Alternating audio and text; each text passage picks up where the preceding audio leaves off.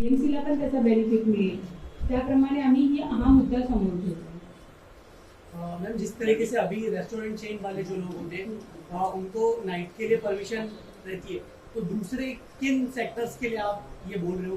क्योंकि जैसे Knight shift में जिनकी जॉब होती है उन लोगों के लिए चालू रहती है, ट्रेन भी बीच में बंद रहती है, तो किन के लिए ये मतलब बेनिफिशियल होगा, किस टाइप के लोगों के लिए? आम्ही ऍक्च्युली फक्त प्राईम लोकेशनचा विचार केला आहे. जसं मुंबईमध्ये आहे साऊथ बॉम्बे आहे, बँड्रा आहे, बीकेसी आहे, लोअर परेल आहे, ज्या पार्टमध्ये ऑलवेज चालूच असतं, तर त्याप्रमाणे आम्ही विचार केला की त्या फक्त स्थळांसाठी जर समजा परमिशन मिळाली तर बेनिफिट होईल कधी. इसमें क्या आप गवर्नमेंट ऑफिसेज भी रात में चालू होने की बात कर रहे हैं? नाही, गव्हर्नमेंट ऑफिसेस ह्याच्यामध्ये इन्क्लुडेड नाही होणार. बिझनेस मुंबई महानगरपालिकाची डेडलाईन रेस्टॉरंट, हॉटेल आणि इतर जे छोटे मोठे स्टॉल असतात, खाऊगल्ली आहेत, त्यांना काय वेळेची बंधन आहे आणि आपण त्याच्यामध्ये किती वाढ करून मागण्याचा प्रयत्न करणार आहात? कारण की एकीकडे अनधिकृत असं बरेच सारे स्टॉल चालू असतात, त्यांनाही अधिकृत करून घेणार आहात का? पण तुम्ही जो मुद्दा घेऊन आलेला आहे त्याच्याने मुंबई महानगरपालिका कशा ऑप्शन कमी होईल.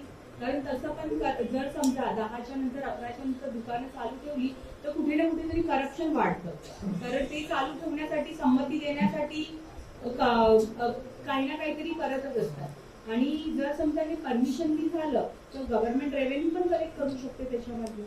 परंतु काही ठिकाणी रात्रीची घटना घडते असा आपण आता उल्लेख केला. 3 वाजेपर्यंत बिना परमिशनची दुकान हॉटेल चालूच असतात.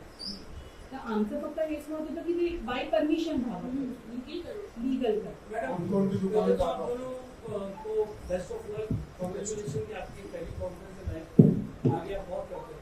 दूसरा सवाल ये कि आपने अभी मुंबई सिटी 24/7 रखी है, इसकी इम्प्लीमेंटेशन कैसे होगी, क्या लॉज रहेंगी, इसके बारे में लोगों को इससे मालूम पड़ेगा. कोई भी चालू कर सकता है.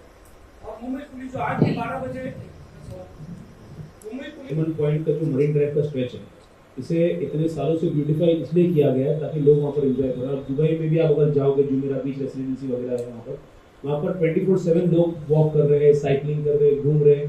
तो उससे फायदा ये होता है सबसे पहले कि हमारी जितनी सिक्योरिटी एजेंसीज है जो हमारे मुंबई शहर को सुरक्षित रखती है, वो और उसमें भी डिप्लॉयमेंट बढ़ेगा. आज हमारे यहाँ पर भी और वहाँ पर आएंगे, वहाँ पर सिक्योरिटी और बढ़ेगी. और जितनी जगह है जो इम्प्लीमेंटेशन की आप बात कर रहे हो, इसके लिए तो जब हम प्रपोज, जैसे कि आपको पता होगा कि आदित्य ठाकरे जी ने भी इसे प्रपोज किया था, मैंने वो एनवायरमेंट मिनिस्टर जब थे वो. अब उसके इम्प्लीमेंटेशन वो टाइम पे इस कॉर्पोरेशन का इशू था, कॉर्पोरेशन बना नहीं था.